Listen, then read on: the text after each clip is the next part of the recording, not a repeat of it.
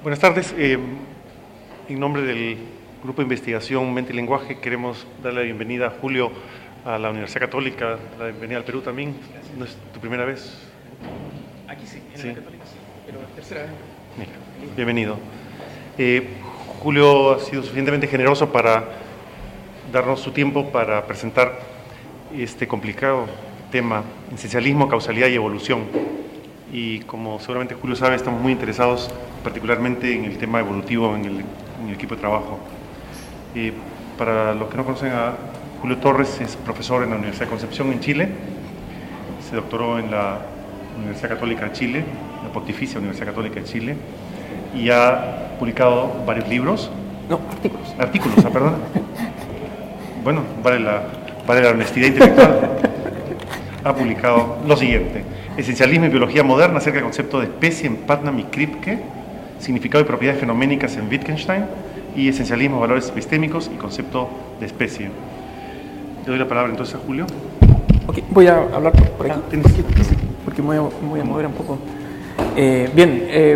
Muchas gracias por la invitación. Tengo que agradecer especialmente al profesor Pablo Quintanilla, ¿no es cierto?, por esta invitación, por esta posibilidad, ¿no es cierto?, de presentar algunos resultados de mi proyecto de investigación. Esto tengo que decirlo, es parte de la formalidad, porque este proyecto me ha permitido, digamos, estar acá, hacer esta presentación, ¿no es cierto?, viajar desde Chile.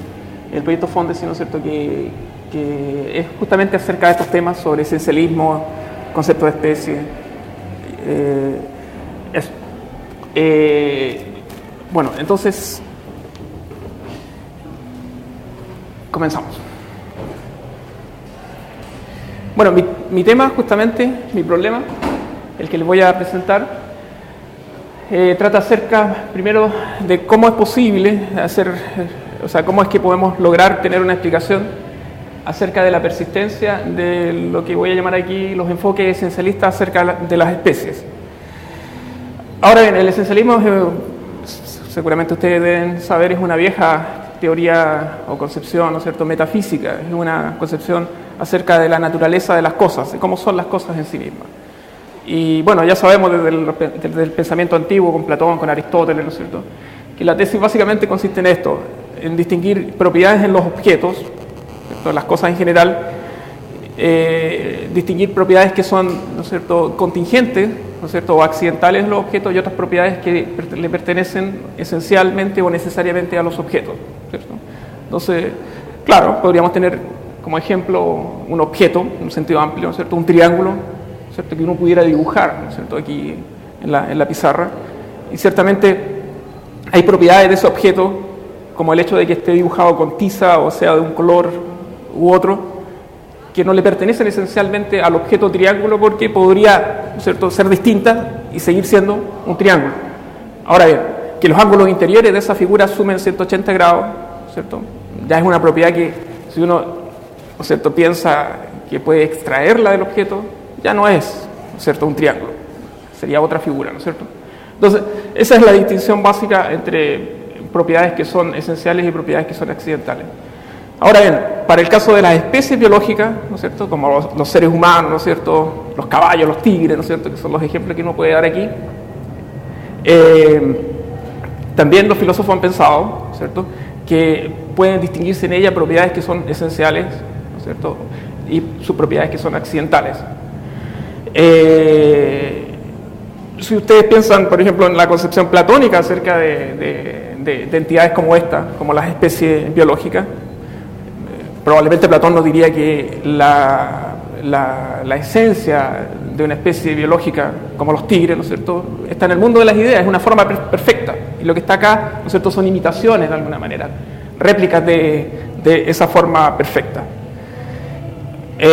Ahora bien, el tipo de esencialismo del que voy a discutir aquí, ¿no es cierto?, básicamente es un esencialismo que supone que si hay algo así como esencias en las especies biológicas, se trata de esencias que se pueden descubrir empíricamente. O sea que la investigación científica, ¿cierto?, podría descubrir a través de su trabajo, ¿no es cierto?, con el mundo empírico, ¿cierto? No se trata de esas esencias platónicas, ¿no es cierto?, u otro tipo de esencias, ¿no es cierto?, que pudieran ser descubiertas solo por un análisis filosófico, digamos, o una especulación metafísica.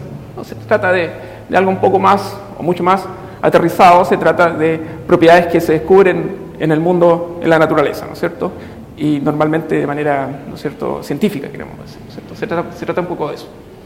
Entonces, mi objetivo en esta presentación justamente es mostrar, ¿no es cierto?, la manera en que podríamos comprender por qué persiste esta concepción metafísica acerca de las esencias en algunos filósofos e incluso en algunos biólogos, ¿no es cierto?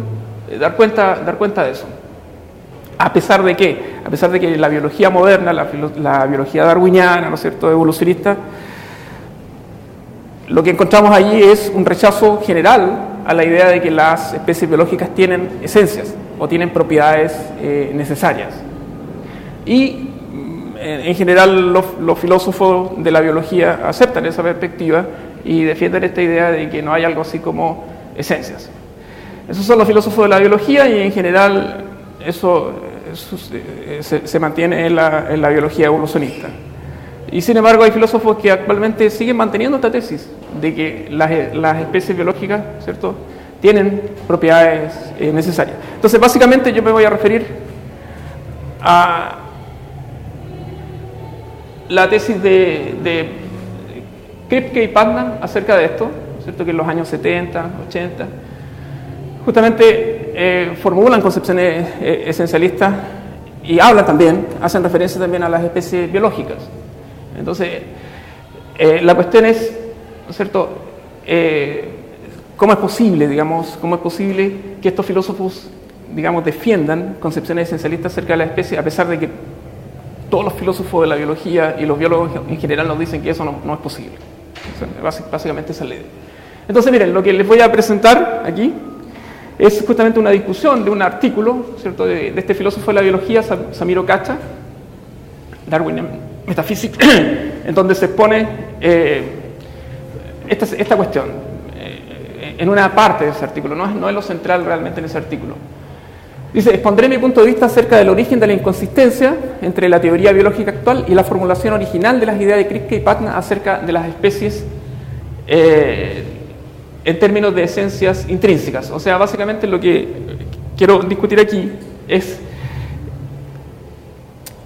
a través de esta interpretación que hace Ocacha, que hace este filósofo de la biología, de por qué se produce esa inconsistencia entre las ideas esencialistas de Kripke y Putnam y la biología. ¿Cuál es la raíz de esa inconsistencia? El hecho de que la biología, ¿no es cierto?, está realmente entrando en contradicción con lo que sostienen estos filósofos, que por lo demás tienen un impacto muy importante, ¿no es cierto?, en otras áreas, ¿no es cierto?, como la filosofía del lenguaje y la metafísica en general. Y yo voy a discrepar en algún detalle acerca del tipo de respuesta que él da acerca de esto, y eso me va a permitir defender la tesis que yo quiero defender. Miren, la respuesta de Ocacha al problema de la inconsistencia, diría yo, si bien ilumina aspectos de la explicación causal de las propiedades biológicas de las especies, que son relevantes para esta discusión, no satisface su propio requerimiento inicial, de acuerdo con la cual hay otras razones distintas de la ignorancia de la biología para que Kripke y Putnam rechazaran la alternativa relacional como propiedad esencial. O sea, lo que ocurre, para explicar esto, es que Ocacha cree que la explicación de esta inconsistencia, ¿cierto?, se puede dar en términos tales en que no se trata aquí, en Kripke y en Putnam, de que ellos simplemente ignoraran la teoría biológica. Porque la cuestión sería, claro, uno diría, simplemente están equivocados al pensar de que las especies tienen propiedades esenciales o se pueden definir en términos de propiedades esenciales, porque simplemente han ignorado la teoría biológica, la ignoran. Y por tanto, nosotros diríamos, están motivados no epistémicamente o no teóricamente, están motivados realmente por su ignorancia de la teoría biológica, ¿cierto? Que esa es la raíz, simplemente, es una cuestión de ignorancia. Entonces lo que plantea Ocacha es que parece que se puede dar cuenta, ¿no es cierto?, de esa inconsistencia sobre la base de una explicación epistémica, en términos de que la explicación se puede dar sin recurrir al supuesto de la ignorancia de la teoría biológica. Yo concuerdo con Ocacha en plantear la cuestión en esos términos, en los términos de que no es necesario recurrir, ¿no es cierto?, a tesis de la ignorancia de la teoría biológica, pero no concuerdo con la manera en que él lo hace. Yo creo que no resulta la cosa. Entonces, mi propuesta será que esas otras razones, distintas a la ignorancia de la teoría biológica, pueden ser descubiertas si se demuestra que las ideas esencialistas de Kripke y Putnam coinciden con las estrategias explicativas de los proponentes de los modernos conceptos de especie. Esa va a ser básicamente la tesis, que las ideas esencialistas de Kripke y Putnam van a coincidir en un sentido amplio, no en los detalles, pero en un sentido amplio, con aquello que se propone en los modernos conceptos de especie. Aquí hay que hacer quizás una referencia a esta idea de que hay distintos conceptos de especie en biología. Uno pudiera pensar que los biólogos tienen un concepto de especie y trabajan con él, ¿no es cierto? Cuando clasifican, ¿no es cierto? Cuando se preguntan acerca de cuestiones empíricas acerca de las especies.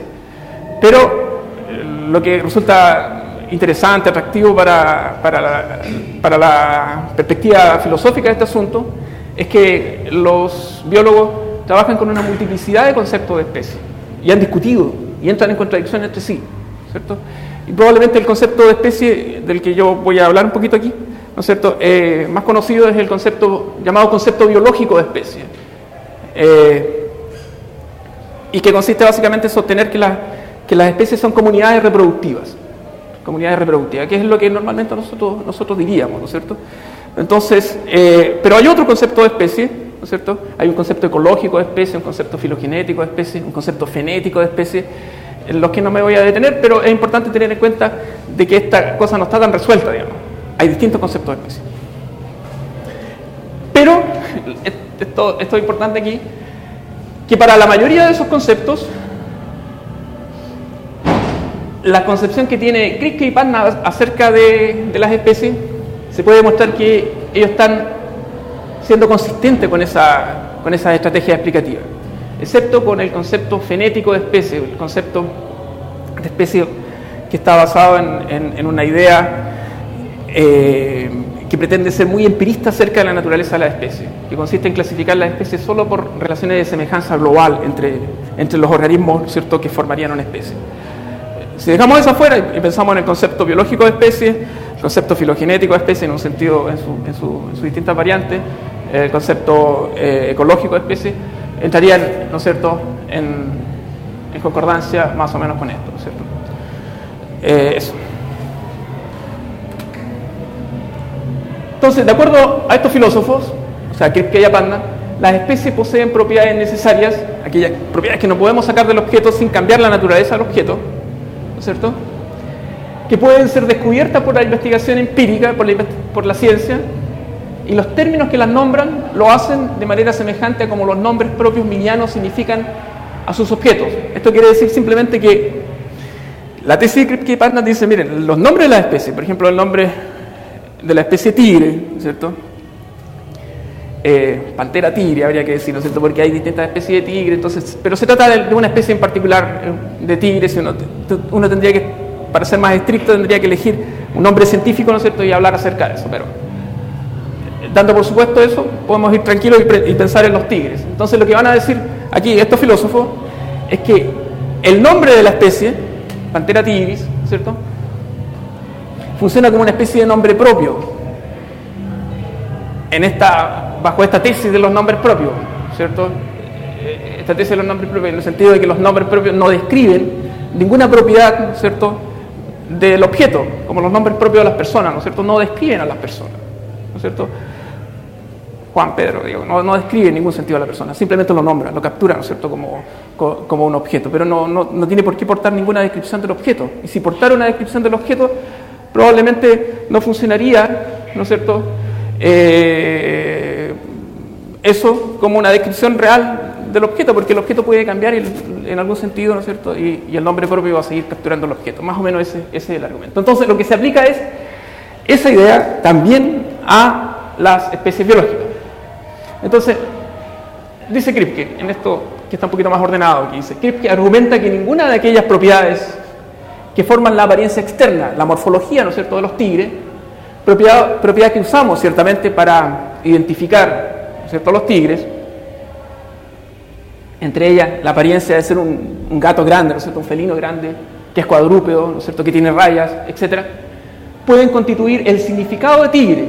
Puede ser así, un tigre de 3 patas o un tigre albino constituirían un contraejemplo para dicho concepto.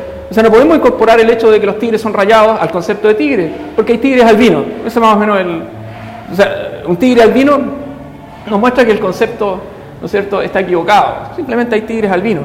Parece que lo que diría Kripke, Putnam, o Kripke básicamente, ¿no es cierto?, para esta discusión, es que la naturaleza de los tigres no reside en aquellas propiedades que usamos para identificar normalmente a los tigres, ¿cierto?, la morfología del tigre.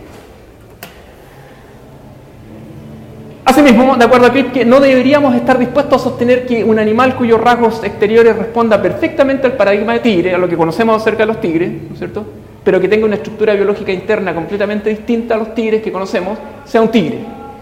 Y deberíamos estar dispuestos a afirmar esto incluso sin conocer nada acerca de esta estructura interna ni acerca de qué sea esa estructura interna. O sea, básicamente lo que queremos decir es, si tenemos 2 poblaciones de animales, ¿no es cierto?, que tienen toda la apariencia externa de los tigres que nosotros conocemos, y resulta que tomamos uno de esos tigres y lo abrimos, digamos, al pobre tigre, y se muestra que la estructura interna del tigre es completamente distinta a la población, ¿no es cierto?, original de los tigres, qué sé yo, se reproduce por huevos, o sea, sí, ¿no es cierto?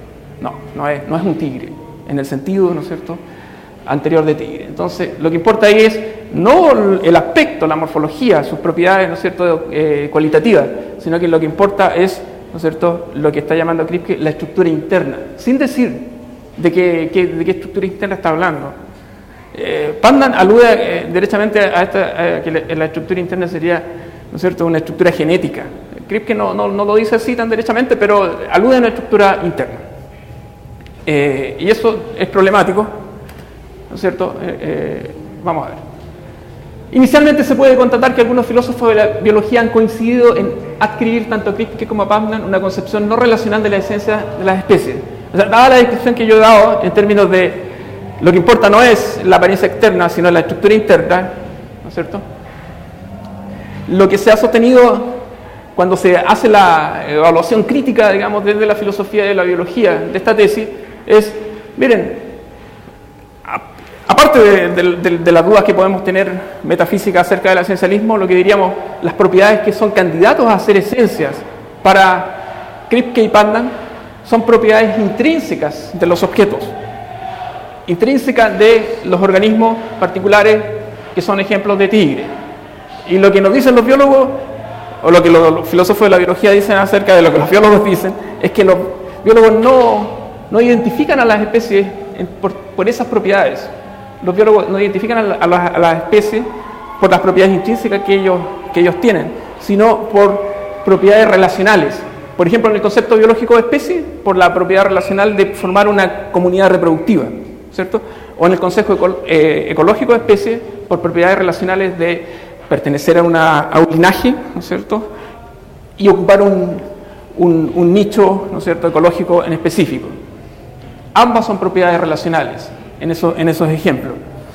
Y en general, los conceptos de especie que utilizan los biólogos, ¿cierto?, si dejamos fuera el concepto fenético de especie, son todos conceptos relacionales, no de naturaleza intrínseca. Entonces, ahí hay un problema.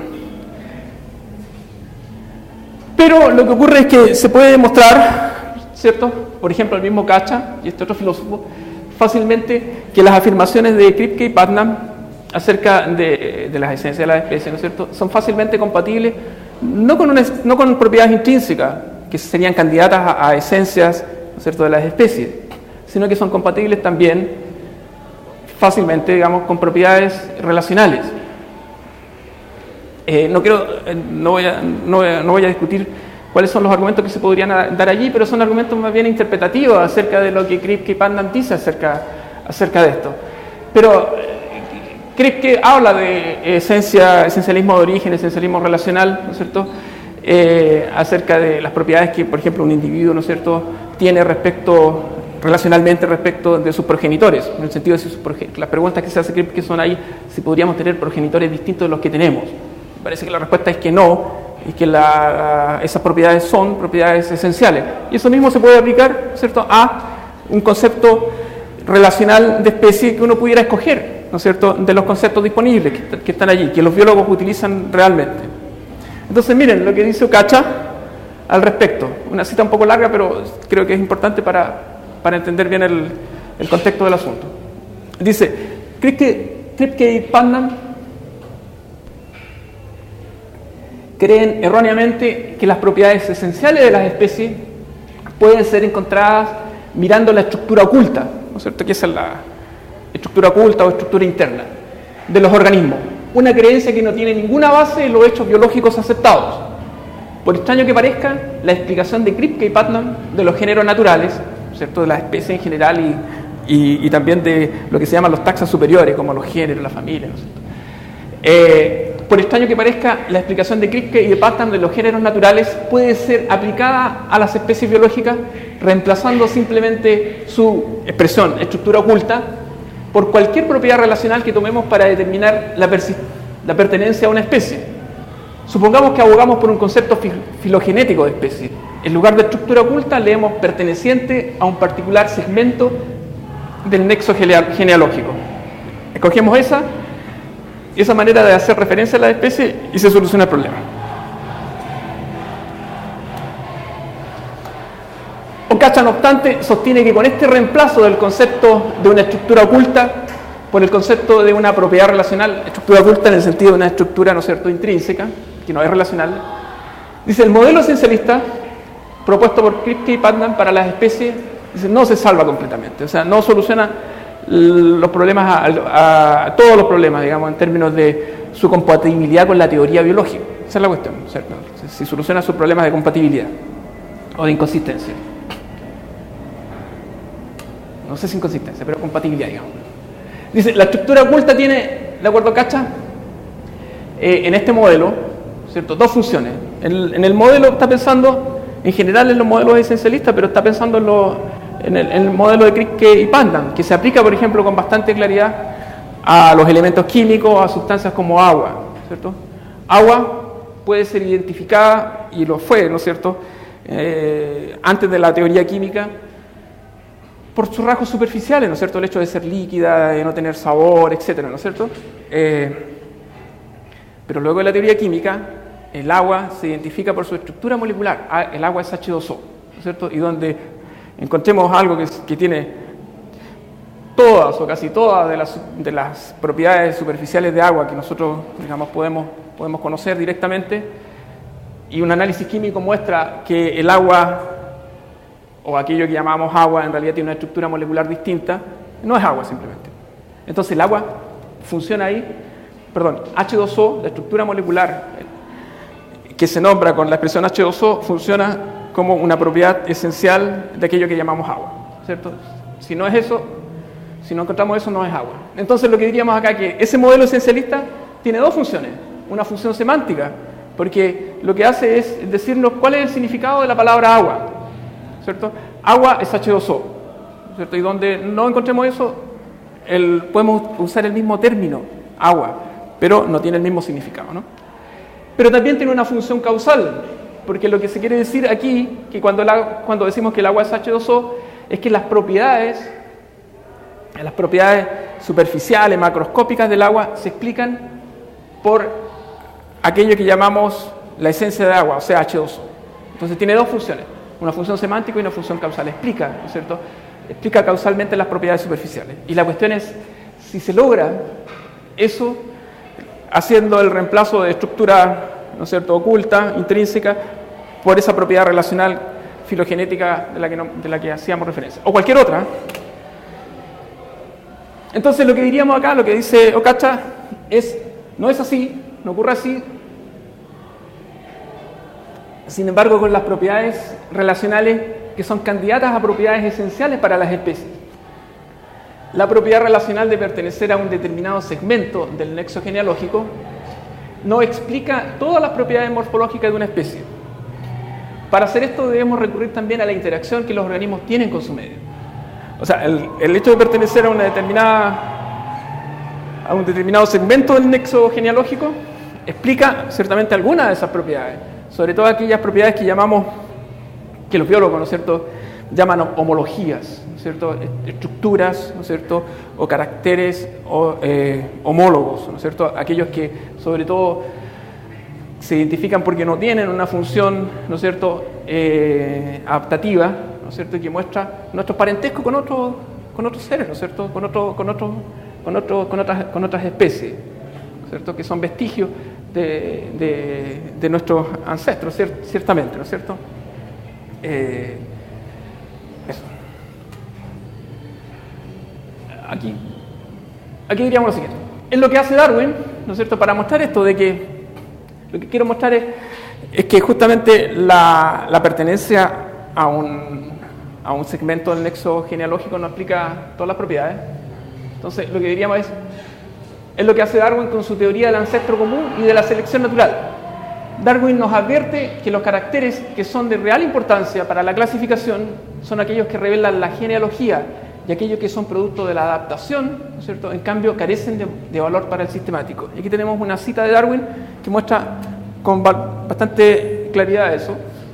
Dice Darwin, en El origen de las especies, dice, animales que pertenecen a dos líneas de descendencia completamente distintas, ¿cierto?, pueden fácilmente llegar a adaptarse a condiciones similares y así adoptar estrecha semejanza externa, pero tales semejanzas no revelarán, más bien que tenderán, dice, a ocultar su consanguinidad con su propia línea de descendencia, ¿cierto? Hay que pensar en las alas, ¿no es cierto?, las alas de las mariposas, las alas de los pájaros, ¿no es cierto?, de los murciélagos, ¿no es cierto?, que se parecen mucho, ¿no es cierto?, porque parece que responden a una adaptación, ¿no es cierto?, semejante, ¿no es cierto?, al vuelo y ese tipo de... Pero no podemos formar un grupo natural, ¿no es cierto?, entre mariposas y pájaros porque tengan la capacidad de volar o tengan así como estructura como alas. Y eso puede ocurrir en casos un poco más sofisticados, ¿no es cierto?, en donde los biólogos se pueden equivocar en términos de interpretar esas adaptaciones, ¿no es cierto?, como agrupaciones naturales en términos, ¿no es cierto?, genealógicos. No funciona así. Dice otra cita de Darwin que puede ser instructiva, dice, se reconoce generalmente que todos los seres orgánicos han sido formados según dos grandes leyes, la unidad de tipo y las condiciones de existencia. Dice, por unidad de tipo se entiende la concordancia general con la conformación que vemos en los seres orgánicos de la misma clase, ¿cierto? Los seres orgánicos de la misma clase tienen cierta conformación, ¿no es cierto?, cierta concordancia, y que es completamente independiente de sus costumbres, ¿cierto?, sus condiciones de existencia. Según mi teoría, la unidad de tipo se explica por la unidad de origen, ¿cierto? La unidad de tipo, dice Darwin, se explica por la unidad de origen, porque tienen ancestros comunes esas especies, ¿no es cierto?, que tienen esos caracteres que está llamando aquí o identificando con el concepto de unidad de tipo.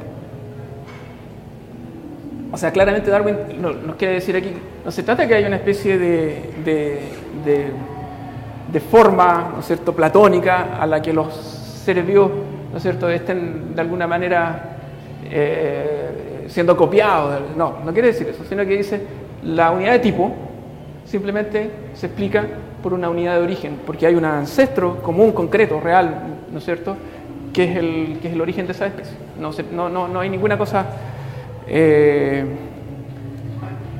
metafísica, digamos así.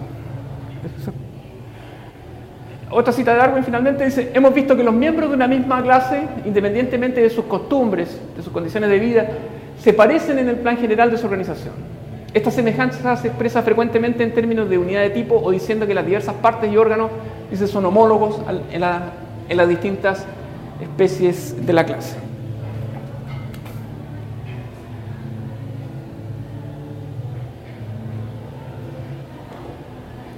Bueno, instructivo, leamos que esta sí que debe ser la última. Dice, ¿qué puede ser más curioso?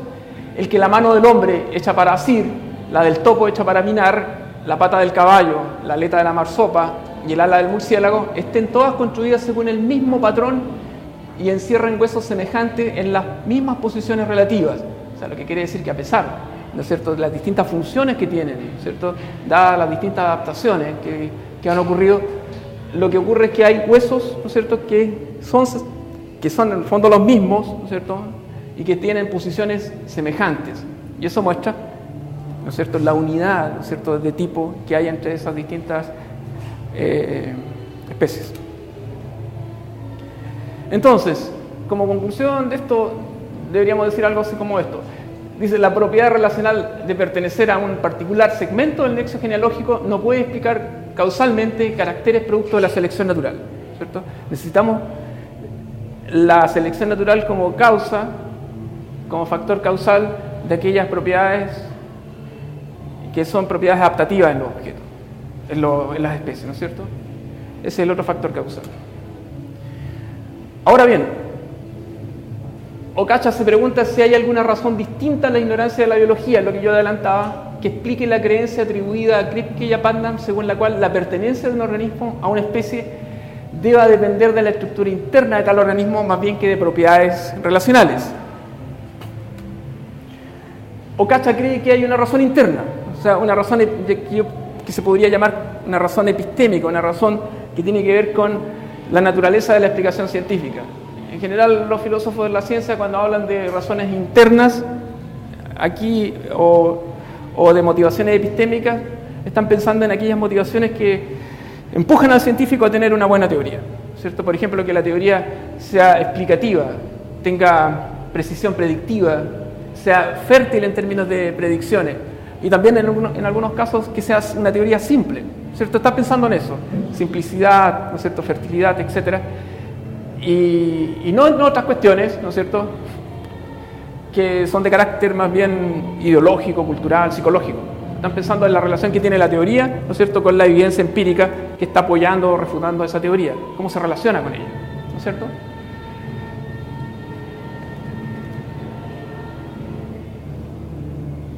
Entonces, lo que se propone aquí es que habría una razón interna para esta idea de Kripke y Putnam de que la cosa funciona más o menos igual a los elementos químicos como funciona, ¿no es cierto?, en las especies, en el sentido, ¿no es cierto?, de esas dos supuestas funciones que cumplirían también para el caso de la especie el modelo esencialista, ¿no es cierto?, la función semántica y la función causal. Entonces, esto es una precisión, simplemente lo que dice Ocacha es el valor científico de una clasificación. Depende de su poder explicativo. De ahí que la potencialidad causal superviene en las propiedades intrínsecas, como se acepta comúnmente, ¿cierto? Como en el caso de agua, ¿cierto? Las propiedades causales del agua, ¿cierto? El hecho de que me pueda quitar la sed, por ejemplo, ¿cierto?, va a depender finalmente, en último término, de las propiedades intrínsecas del agua, de la estructura molecular. Dice, una clasificación construida sobre la base de propiedades relacionales tiene muy poca relevancia científica. ¿Por qué? Por el problema de la causalidad. Dice, si las especies como taxa son una categoría científicamente útil, entonces los miembros de una especie deben tener alguna propiedad intrínseca en común. O sea, lo que quiere decir Ocacha es que Kripke y Putnam se confundieron aquí porque lo que andan buscando es que las propiedades que cuenten como propiedades esenciales de las especies tengan potencialidad causal. Y parece que el único candidato que hay para cumplir eso serían propiedades, ¿no es cierto?, intrínsecas.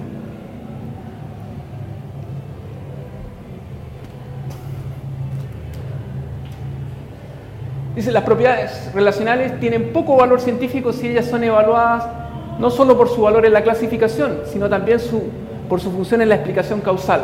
Y esta parece ser una percepción, dice Ocacha, filosóficamente generalizada, como se afirma, ¿no es cierto?, en la premisa 1.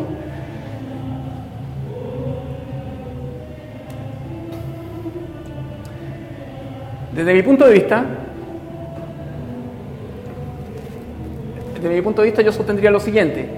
Esta premisa supone también la ignorancia de la biología, pues se sigue de ella que Kripke y Putnam hacen una generalización que no considera la singularidad del ámbito biológico.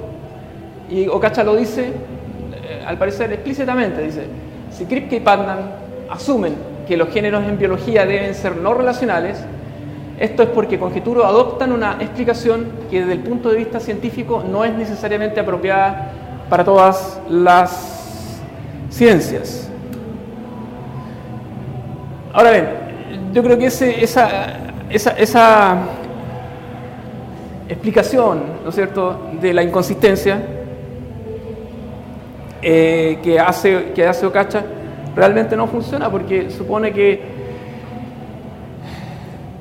Kripke y Putnam realmente tienen un conocimiento, o tendrían que tener un conocimiento biológico acerca de cómo es que tenemos que explicar, ¿no es cierto?, los caracteres de las especies en términos darwinianos, en términos de unidad de tipo y condiciones de existencia, ¿no es cierto?, en términos, ¿no es cierto?, genealógicos y en términos de adaptación. Pero eso supone, ¿no es cierto?, conceder demasiado conocimiento biológico a Kripke y Putnam. Demasiado.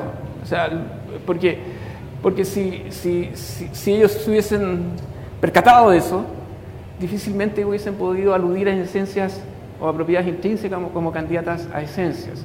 Entonces yo creo que la explicación debe variarse un poco, ¿cierto?, en un sentido quizás un poco más amplio, y es lo que les voy a presentar si es que alcanzo con los términos, ¿estamos?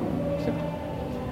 Entonces, miren, dice: propongo que las razones distintas a la mera ignorancia de la biología pueden ser descubiertas si exploramos nuevamente las motivaciones que empujaron a Kripke y a Putnam a dar un tratamiento filosóficamente simétrico a los elementos químicos y a las especies biológicas. O sea, ¿qué motivó a que trataran a los elementos químicos y a las especies biológicas como la misma cuestión, digamos, como el mismo tipo de cosas?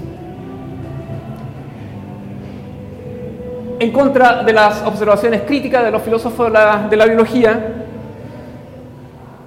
sostengo que estas motivaciones están en un sentido global correctamente dirigidas, pues concuerdan con la actual teoría biológica, aunque conduzcan a un error local al asumir inicialmente un compromiso que es prescindible filosóficamente con la existencia de una propiedad intrínseca como candidata a propiedad esencial. Voy a seguir. Dice: ¿cómo es posible? La pregunta sería aquí: ¿cómo es posible que las ideas esencialistas de Kripke y Putnam puedan ser utilizadas para explicar el logro de lo que voy a llamar aquí valores epistémicos en la biología moderna? Es decir, ¿cómo es posible que se pueda construir en nuestros días una interpretación esencialista de los actuales conceptos de especie? Yo creo que si uno trata de responder a esas preguntas, o a esa pregunta, ¿no es cierto?, va a poder responder también a esta, o podría dar una explicación en términos, ¿no es cierto?, de motivaciones epistémicas del error inicial de Kripke y Putnam. Yo creo que está en juego eso, lo que voy a llamar aquí los valores epistémicos que conserva todavía, al menos en la formulación de Kripke y Putnam, las propuestas esencialistas para las especies específicamente. La respuesta radica en que hay una convergencia, ¿cierto?, entre, por un lado, las ideas esencialistas de Kripke y Putnam acerca de las especies, y por otro, la estrategia explicativa propia de la ciencia moderna, consistente en el abandono de los patrones ordinarios de identificación basados en semejanza cualitativa. Patrones que son reemplazados por estructuras ocultas que explican causalmente las propiedades superficiales de la materia. Eso parece ser común, no solo en la química. El hecho de que los químicos van desde esos patrones, digamos, superficiales de identificación de un elemento, de una sustancia como agua, hacia patrones, ¿no es cierto?, moleculares de identificación. También ocurre en la biología, en donde se transita desde conceptos, ¿no es cierto?, de naturaleza morfológica, básicamente, y esencialista cualitativamente, en ese sentido, hacia conceptos, ¿no es cierto?, de especies relacionales, en donde se abandona también la aproximación morfológica o superficial acerca a la naturaleza de las especies. Lo que diría inicialmente es que tenemos dos valores epistémicos, que es precisión predictiva y consistencia. Con la concepción darwiniana de las especies serían dos valores epistémicos con los que se comprometen los argumentos esencialistas de Kripke y Putnam. Uno podría identificar dos de ellos: precisión predictiva y consistencia.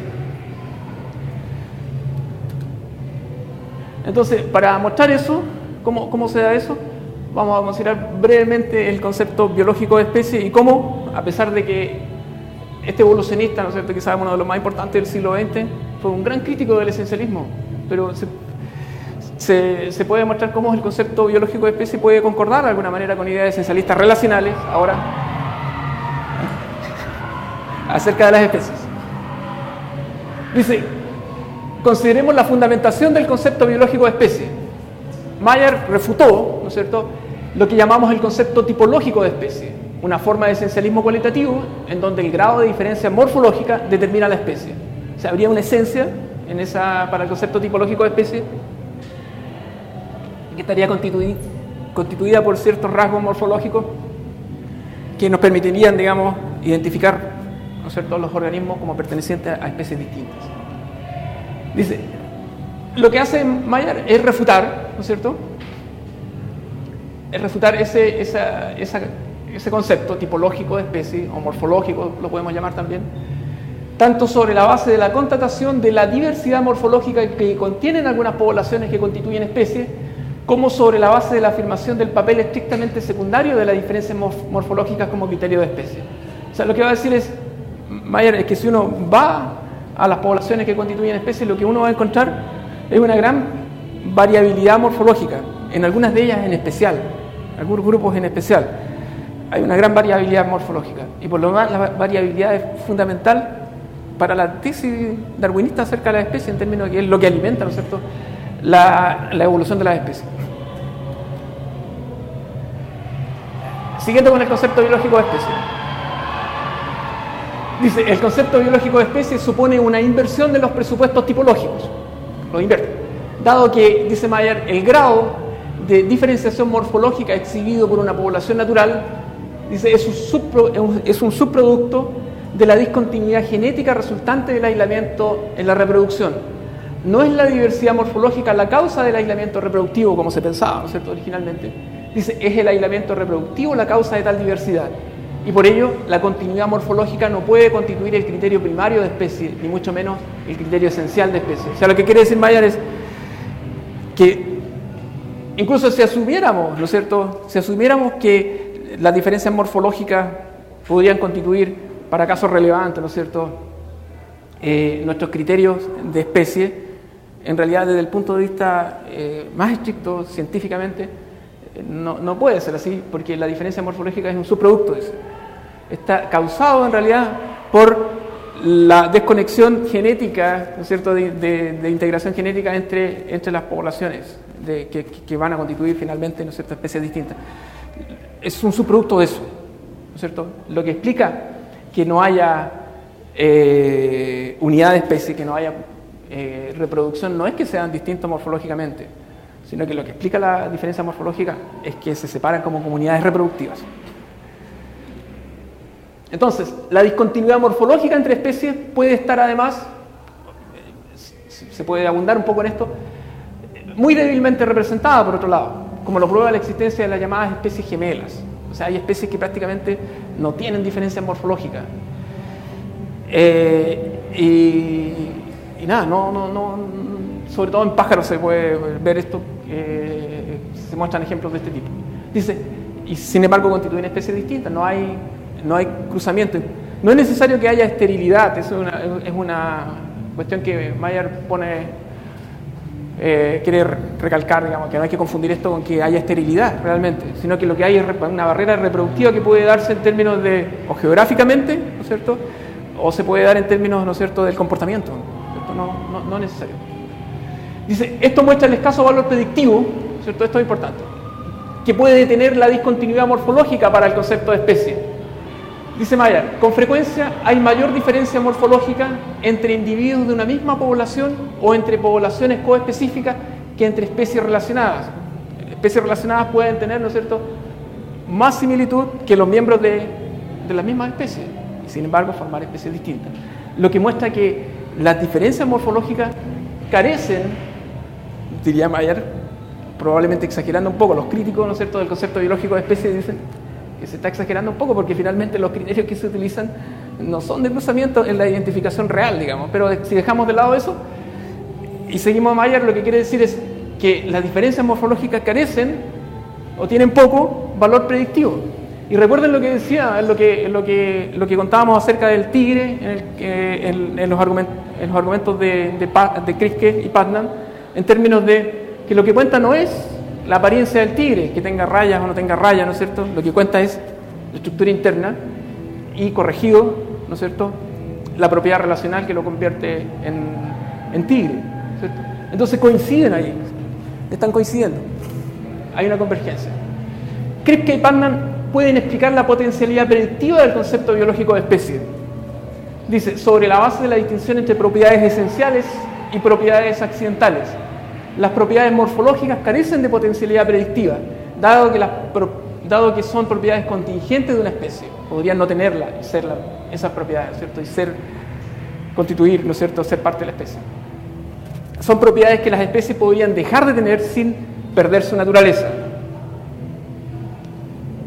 De ahí que los conceptos de especie no expresen una propiedad o un conjunto de propiedades, ¿cierto? Es lo que habíamos dicho antes respecto de los nombres propios y su comparación con los nombres de especies, ¿cierto?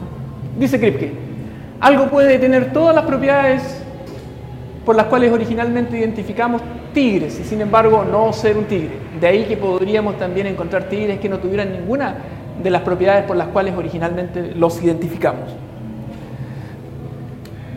Estos valores, los valores explicativos o epistémicos en los cuales coincide ahora específicamente el concepto biológico de especie y la propuesta esencialista de Kripke y Putnam, dice, estos valores se expresan en la biología evolucionista en dos principios generales, que comparten casi todos los conceptos de especie si dejamos fuera el concepto fenético de especie.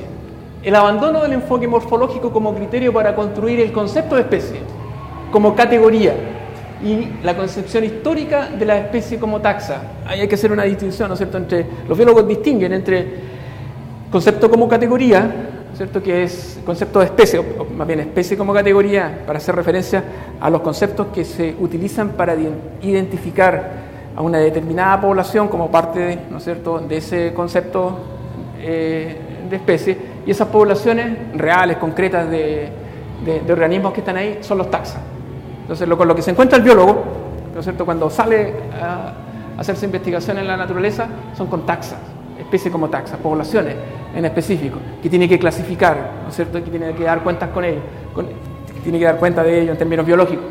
¿Y cómo lo hace? Utilizando conceptos, ¿no es cierto?, los conceptos de especie que están allí, el concepto de especie como categoría. Entonces, de ahí que las ideas esencialistas de Kripke y de Putnam puedan ser utilizadas para explicar el logro de valores epistémicos en la biología moderna, o que sea posible construir una interpretación esencialista de los actuales conceptos de especie. Ahí terminó. Ok. Muchas gracias, Julio. Okay.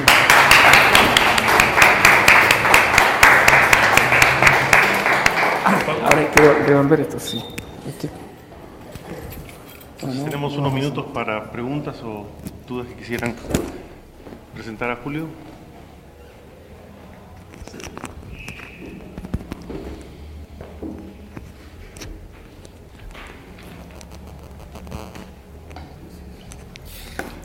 Julio, me parece que tu proyecto en última instancia es intentar compatibilizar el esencialismo de Kripke y de Putnam con el concepto de especie de la biología actual, ¿no es verdad? Sí, sobre todo esta concepción según la cual las propiedades importantes son relacionales, además de empíricas, no necesariamente internas o no únicamente internas, quizá, ¿no? Sí. Ok, entonces yo tengo un par de preguntas, una más general, una más específica. La pregunta general es, ¿por qué nos interesa conservar el concepto de esencia? Es decir, ¿por qué no nos hacemos simplemente continuistas y nominalistas across the board, ¿no? Y no hay propiedades esenciales que distingan a un tigre de un camello, sino simplemente propiedades accidentales que van cambiando, y de esa manera también lo que tenemos es una continuidad entre individuos desde un punto de vista diacrónico que van cambiando de especie, ¿no? Por ejemplo, por supuesto uno podría preguntarse cuál es la especie del Homo sapiens, por ejemplo, ¿desde qué momento empieza a ser Homo sapiens? ¿Cuál es la esencia del Homo sapiens? Esa es la pregunta más general, ¿no? ¿Por qué conservar el concepto de especie? ¿Por qué no echar por la borda a Aristóteles ya de una vez por todas, ¿no? Y la otra pregunta, un poco más específica, sería esta. Yo tengo la intuición, quizá equivocada, que los rasgos, las propiedades relacionales que les interesa a los biólogos para clasificar especies son en el fondo propiedades que son necesarias para nuestra capacidad explicativa de los animales y para nuestra interacción con ellos. Por ejemplo, a nosotros nos interesa distinguir entre vivíparos y ovíparos, pero no nos interesa distinguir entre animales que tienen más de 3 millones de pelos y animales que tienen menos de 3 millones de pelos, ¿no? ¿Por qué es más esencial lo primero que lo segundo? Aparte de nuestra necesidad de explicar el comportamiento de los animales o de eventualmente interactuar con los animales, ¿no? Y finalmente una cosa más, cuando hablas de estructura interna, ¿te estás refiriendo al código genético o te estás refiriendo a alguna otra cosa? Básicamente el código genético ahí, ¿no es cierto?, cuando saluda eso. Respecto de la primera pregunta, Pablo, yo podría hacer dos tipos de respuestas. Primero, porque parece que de alguna manera, ¿no es cierto?, está como una especie de presupuesto en tu pregunta, el hecho de que yo tengo un interés teórico, ¿no es cierto?, particular por defender las propuestas esencialistas. Realmente no es... realmente no tengo ese interés teórico, aunque eso pudiera, digamos, de alguna manera entenderse así, dada la exposición. Y lo digo porque se me ha planteado también qué sé yo, la evaluación de un argumento, de un artículo, ¿no es cierto? Se me ha hecho ese tipo de observaciones. ¿Por qué yo quiero defender, ¿no es cierto?, todavía esta vieja teoría o qué sé yo? No es el propósito realmente, porque lo que yo estoy haciendo es constatar primero un hecho, llamémoslo así, intelectual. Hay proponentes, ¿no es cierto?, filósofos, ¿no es cierto?, que proponen concepciones esencialistas acerca de las especies. Eso no, digamos, eso es un hecho. eso es así. Claro, uno podría decir eso no tiene ninguna importancia, pero bueno, a eso nos dedicamos, ¿no es cierto? La pregunta es, ¿por qué? ¿Por qué defienden eso? Entonces parece que una respuesta inicial podría ser, bueno, están aferrados a viejas teorías, a viejas concepciones filosóficas, añejas concepciones filosóficas que ya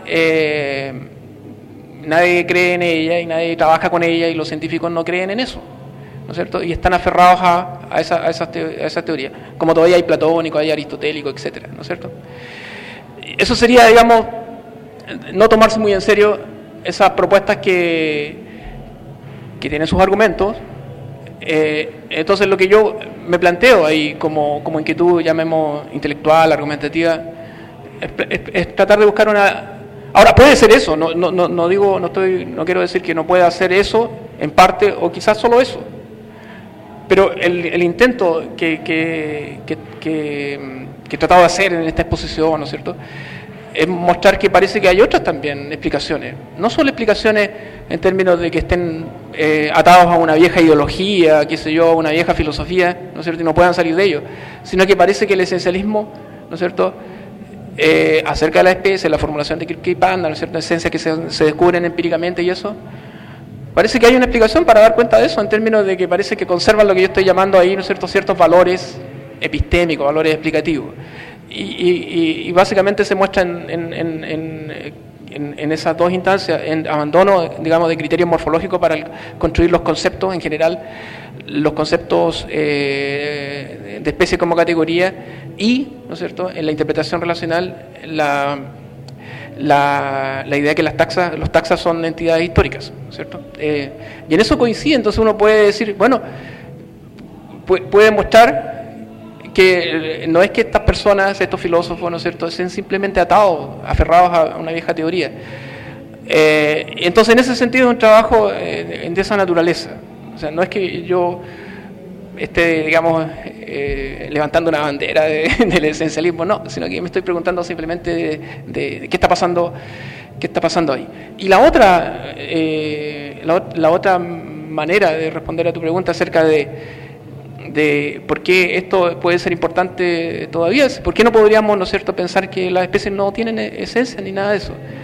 Bueno, yo diría que se puede defender ese punto de vista, ¿no es cierto?, más bien nominalista, en el sentido de que algunos piensan que Darwin pensaba eso también, ¿no es cierto?, que realmente, a pesar de que el origen de las especies se llamaba el origen de las especies, no pensaba que habían especies en el sentido de que que por ejemplo Mayer cree que hay especies en ese sentido de entidades que tienen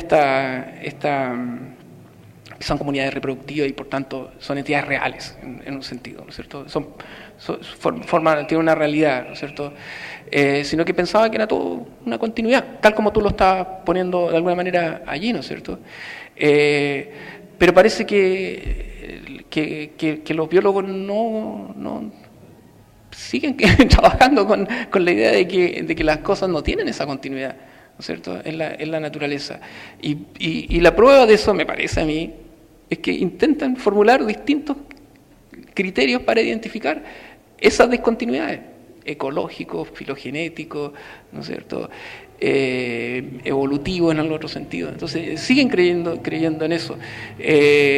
Y parece que eso, bueno, ahora puede ser eso, es parte también de la mentalidad, ¿no es cierto?, de la forma en que los seres humanos se enfrentan, ¿no es cierto?, con la multiplicidad del mundo empírico. Necesitan hacer clasificaciones, ¿no es cierto?, necesitan hacer eso.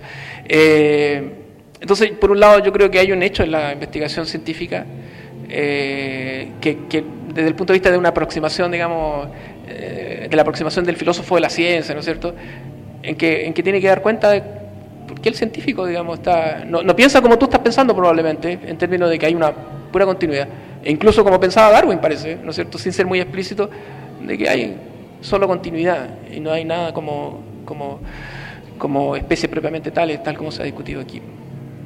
Bueno, eso es para ¿Y la segunda, Pablo? Si son únicamente razones pragmáticas las que nos conducen a encontrar, si son únicamente razones pragmáticas las que nos conducen a hacer distinciones entre especies, más allá de algo ontológicamente preexistente, por así decirlo. Claro, bueno, de alguna manera es lo que he dicho ahora también, ¿no es cierto? Creo que de alguna manera he dicho, no sé si vuelvo a repetir. Y la última creo que te la respondía, te di una respuesta en términos de que hay que hacer una precisión ahí quizás, simplemente, pero que es interpretativa, más bien filosófica en ese sentido, ¿no es cierto? Que Kripke no habla de código genético. Putnam sí, pero Putnam después dice, desde el punto de vista de la biología molecular, ¿no es cierto?, podemos hablar de ciertas propiedades intrínsecas de la especie, pero desde el punto de vista de la biología evolutiva, el código genético no funciona como propiedad, no funcionaría como propiedad esencial, etcétera. Pero yo creo que la respuesta básicamente es en términos de código genético, ¿no es cierto? Es que la propuesta de este filósofo que ha estado por acá, David, ¿no es cierto?, que tiene una propuesta esencialista intrínseca, esencialismo biológico intrínseco le llama, que es una propuesta en términos, ¿no es cierto?, de estructuras internas de naturaleza genética, ¿no?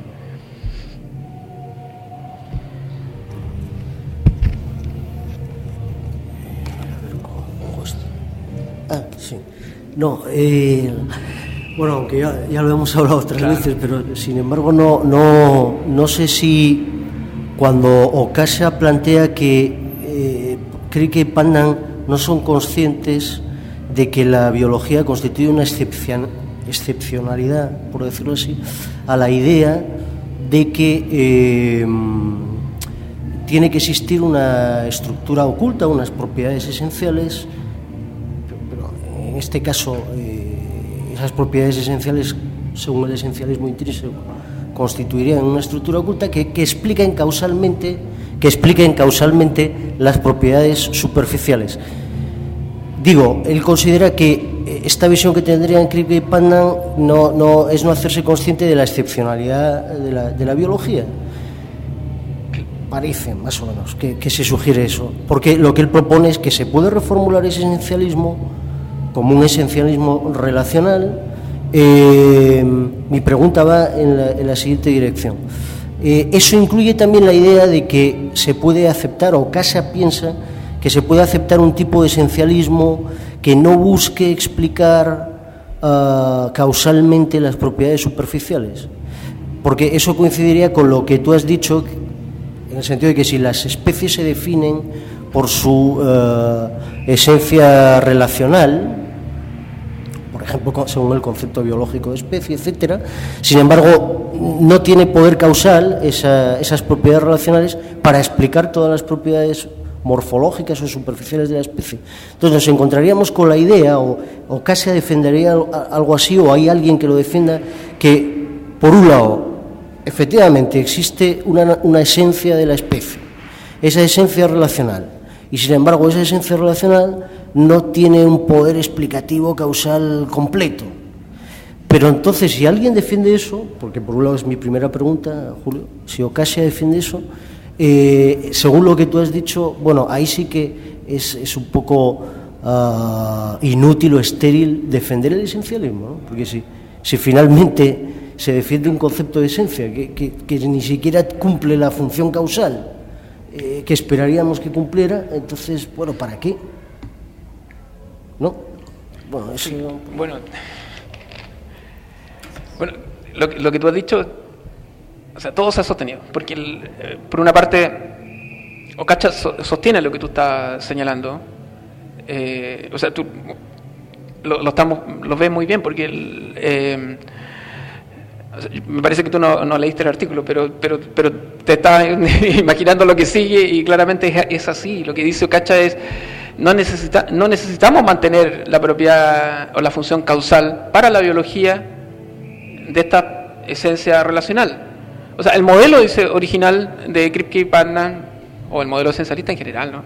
¿Cierto? Tradicionalmente supone que las esencias deben cumplir esas dos funciones, semánticas y causales. Entonces Ocacha dice: no, en el mundo biológico, ¿no es cierto?, las cosas son distintas, y lo que tenemos es, simplemente no podemos saltar la función causal y nos quedamos con la función semántica, que es útil para la clasificación. Y eso, según Ocacha, es esencialismo también, esencialismo relacional, pero carente, y Ocacha es un poco más fuerte de lo que tú estás señalando ahí, quizás tal como yo lo presenté, porque yo no creo mucho, quizás, probablemente en esa manera en que él lo pone, que dice que las propiedades relacionales no son causales en un sentido bastante fuerte, simplemente no lo son, ¿no es cierto? La unidad de tipo, ¿no es cierto?, de la darwiniana, las homologías no son propiedades, ¿no es cierto?, que sean causales. Entonces, simplemente no es que esa esencia relacional sea parcialmente causal, no es causal, ¿no es cierto?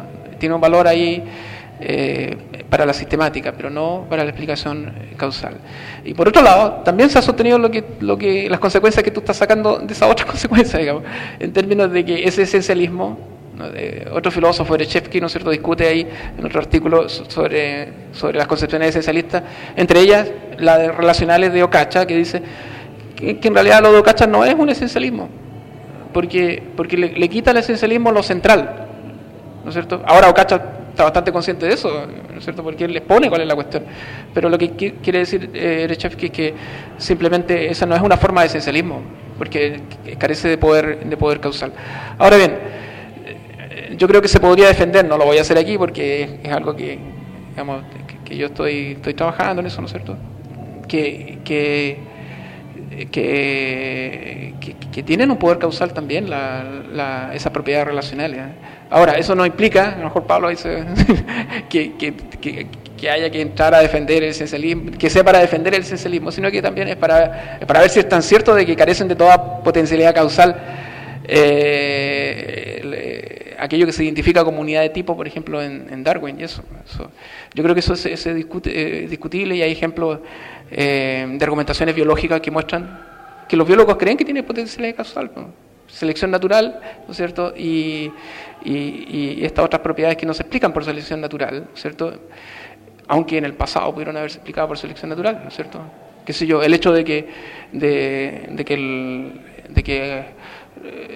de los mamíferos cuadrúpedos, ¿no es cierto?, me parece que el que sean cuadrúpedos, ¿no es cierto?, parece que tuvieron una explicación fácilmente adaptativa, pero resulta que el origen de la propiedad de ser cuadrúpedo se origina, si los biólogos están en lo correcto, ¿no es cierto?, de unas especies que vivían en el mar, ¿no es cierto?, que servían para nadar más que para caminar, ¿no es cierto?, las extremidades, ¿no es cierto?, y que después, ¿no es cierto?, felizmente, ¿no es cierto?, tomaron otra función, digamos, pero no tienen una explicación adaptativa, y la explicación sería en otros términos, en términos genealógicos de unidad de tipo.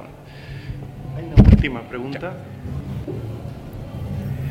Buenas tardes. Quería hacer una par de preguntas, tal vez más desde el punto de vista biológico que filosófico. Si lo que se busca es una causalidad o una propiedad causal, ¿no? En el esencialismo, ¿por qué analizar el concepto de especies desde un nivel evolutivo tardío, como son los procesos de especiación o de adaptación, y no ir a analizar, por ejemplo, el paso de las protocélulas o de los virus a las bacterias, que tienen características mucho más esenciales para ver los organismos vivos, ¿no? La reduplicación del ADN, por ejemplo, ¿no? Que es la esencia del virus. Por un lado, y por otro lado, ¿no cree que hay un error de escala al comparar la biología molecular con la biología evolutiva? Definitivamente estamos hablando de dos niveles, y ahí hay un error categorial, ¿no? Al momento de tratar de epistemológicamente darle un tratamiento similar a dos ámbitos de la biología que tienen escalas completamente distintas. Sí, empezando por lo último, yo estoy de acuerdo con eso. O sea, entiendo que eso funciona también como una... quiero preguntar, sí, funciona como un argumento para decir que este esencialismo de Kripke y Putnam está equivocado inicialmente porque están confundiendo estos dos niveles, molecular y evolutivo, o nunca lo conocieron. Yo estoy de acuerdo con eso. Estoy de acuerdo. Es parte del lío en que se metieron, digamos, en este asunto, ¿no?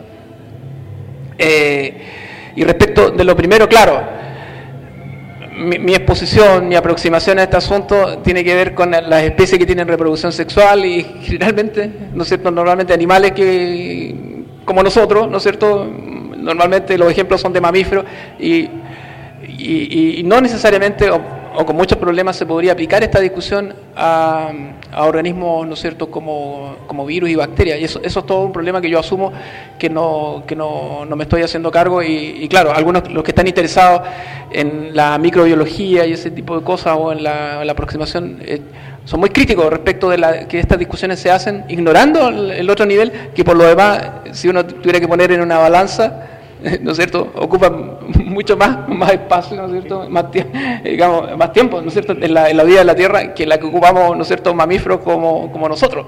Entonces, estoy de acuerdo con eso, es algo que hay que, digamos, sopesar. Eso. Gracias. Muchas gracias, Julio, por la generosidad de venir a dialogar con nosotros sobre tus investigaciones. Queremos desearle también a Julio una buena estancia en nuestro país, y a ustedes agradecerles la buena elección. Han elegido escuchar el fin de las esencias universales a la música criolla. Celebramos el lunes la música criolla. Muchas gracias a ustedes. Gracias.